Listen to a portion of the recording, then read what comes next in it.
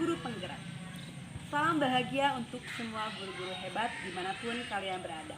Perkenalkan, nama saya Citra Cynthia Dewi. Saya CGP Angkatan 5 dari SMP Negeri 2 Solokan Jeruk, Kabupaten Bandung.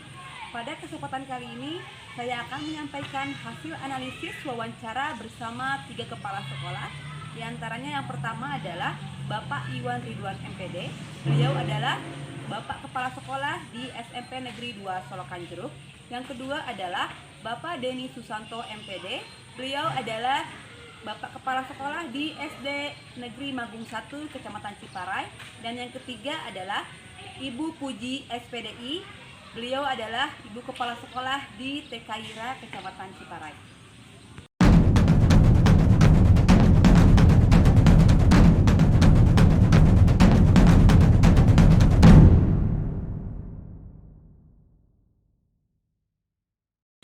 Banyak hal menarik yang saya dapatkan setelah saya mewawancarai ketiga kepala sekolah yang berbeda, di mana mereka berada pada tingkatan yang berbeda, di antaranya SMP, SD, dan TK. Setiap kepala sekolah memiliki ciri khas tersendiri dalam setiap pengambilan keputusan yang mereka lakukan. Di antaranya adalah ada Bapak Iwan. Beliau selalu mencari jalan terbaik atau solusi terbaik dari setiap dilema etika yang dia temui atau yang biasa beliau sebut adalah win-win solution. Dan ada lagi satu hal yang menarik, yaitu berasal dari Bu Puji. Beliau ketika mengalami atau ditemui kasus-kasus dilema etika, hal pertama yang beliau lakukan adalah berserah diri kepada Sang Pencipta, yaitu dengan melaksanakan sholat istikharah. Itu pun sama dengan keyakinan atau agama yang saya yakini, di mana yang pertama dilakukan adalah sholat istikharah. Pastinya dengan cara mendekatkan diri kepada Sang Pencipta, tentunya kita akan dipermudah untuk mencari solusi dari setiap permasalahan yang kita temui. Dan secara garis besar, setiap kepala sekolah sudah menerapkan 4 prinsip, 3 paradigma, dan 9 langkah pengambilan keputusan, namun tidak sesistematis yang tertera pada modul.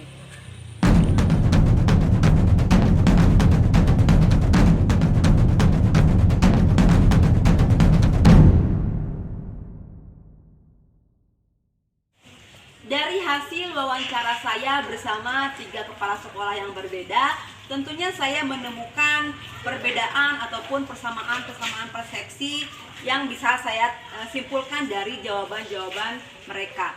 Di antaranya adalah pada pertanyaan yang pertama, di mana setiap kepala sekolah mempunyai cara-cara tersendiri dalam mengidentifikasi kasus-kasus yang mereka hadapi. Apakah kasus yang mereka hadapi itu adalah sebuah kasus bujukan moral ataupun kasus dilema etika.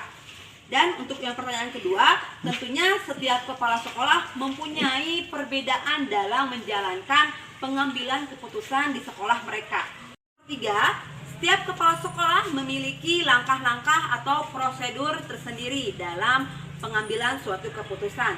Yang paling menonjol adalah yang dilakukan oleh ibu guru TK Ira, di mana TK Ira ini berada di satu yayasan tertentu. Jadi setiap keputusan yang mereka ambil setelah mereka mengkomunikasikannya bersama tim manajemennya, mereka harus mengkomunikasikannya kembali kepada yayasan dan akhirnya menjadi suatu keputusan ataupun suatu kebijakan. Yang nomor keempat adalah hal-hal apa saja yang dianggap efektif dalam keputusan kasus-kasus dilema etika. Di sini jawaban dari ketiga kepala sekolah memiliki satu kesamaan, di mana keefektifan ini berada pada komunikasi yang tepat ataupun dialog bersama rekan-rekannya atau tim manajemennya dalam menyelesaikan suatu permasalahan atau suatu kasus. Jadi setiap permasalahan ataupun setiap kebijakan yang diambil itu tidak secara subjektif mereka ambil. Terlebih dahulu mereka akan mengkomunikasikannya bersama rekan-rekan dan akhirnya akan diputuskan ataupun akan dihasilkan suatu kebijakan yang terbaik dari yang terbaik. Pada pertanyaan nomor 5, di mana dari ketiga kepala sekolah tersebut memiliki tantangan-tantangan yang berbeda. Di antaranya ada yang memiliki tantangan di dalam ataupun tantangan dari luar. Contohnya adalah misalnya jika keputusan tersebut diambil, masih ada beberapa pihak ataupun beberapa orang yang tidak setuju dengan keputusan dari kepala sekolah tersebut.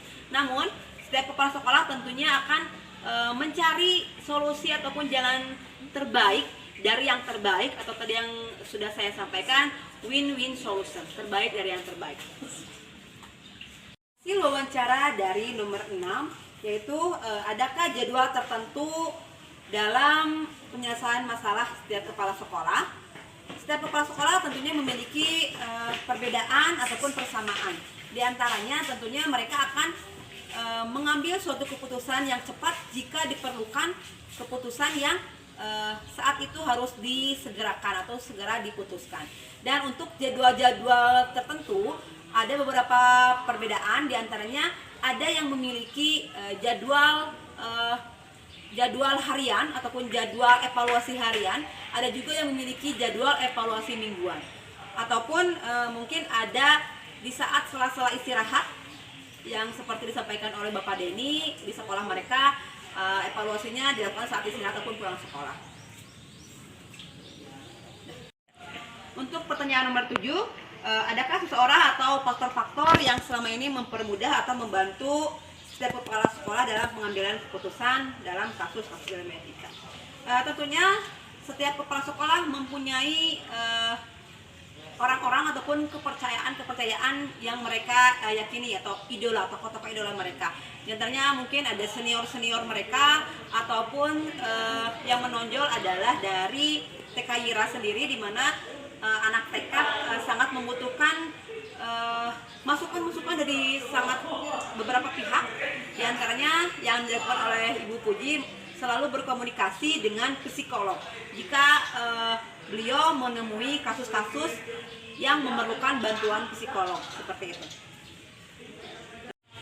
Pada pertanyaan nomor 8, dari ketiga kepala sekolah tersebut terdapat satu persamaan, di mana setiap permasalahan yang ada pasti akan menemui jalan keluar jika dikomunikasikan dengan baik dan dengan membuka diri serta menerima setiap kritikan ataupun masukan dari rekan-rekan ataupun tim manajemen agar menghasilkan suatu keputusan ataupun suatu kebijakan yang terbaik dari yang terbaik.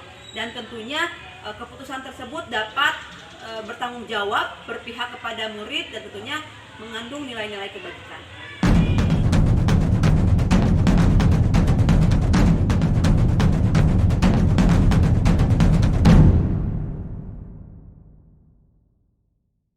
Rencana ke depan dari ketiga kepala sekolah tersebut dalam menjalani pengambilan keputusan yang mengandung unsur dilema etika, dalam pengukuran keefektivitasannya ada beberapa persamaan. Di antaranya adalah setiap kepala sekolah tentunya akan berdialog ataupun mengkomunikasikannya dengan tim-tim manajemen mereka masing-masing. Dan setiap permasalahan tentunya pasti akan ada jalan keluar, di mana jalan keluar tersebut akan ditemui ataupun akan dilakukan dengan cara membuka diri, menerima setiap kritikan ataupun masukan-masukan yang membangun, tentunya untuk menghasilkan satu keputusan ataupun satu kebijakan yang terbaik dari yang terbaik.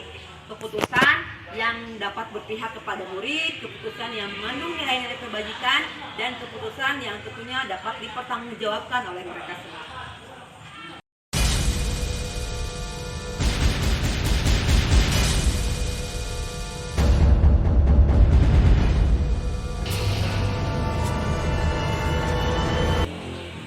Dari hasil wawancara saya bersama ketiga kepala sekolah yang berbeda, tentunya saya memiliki banyak sekali pembelajaran ataupun banyak ilmu-ilmu yang bisa saya petik untuk kedepannya cara-cara ataupun upaya-upaya saya dalam mengambil suatu keputusan, di mana jika saya nantinya menemui permasalahan dilema etika di lingkungan sekitar saya bersama siswa, bersama kolega guru, ataupun di lingkungan saya tentunya akan mengambil keputusan yang terbaik dari yang terbaik atau win-win solution.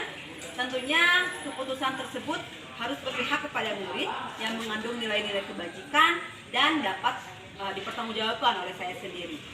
Dan dalam pengambilan keputusan tentunya saya terus berusaha untuk mengedepankan 4 paradigma, 3 prinsip, dan 9 pengambilan keputusan yang tertera kepada modul. Mudah-mudahan saya bisa menjalankannya dan saya bisa mengambil keputusan yang terbaik dari yang terbaik.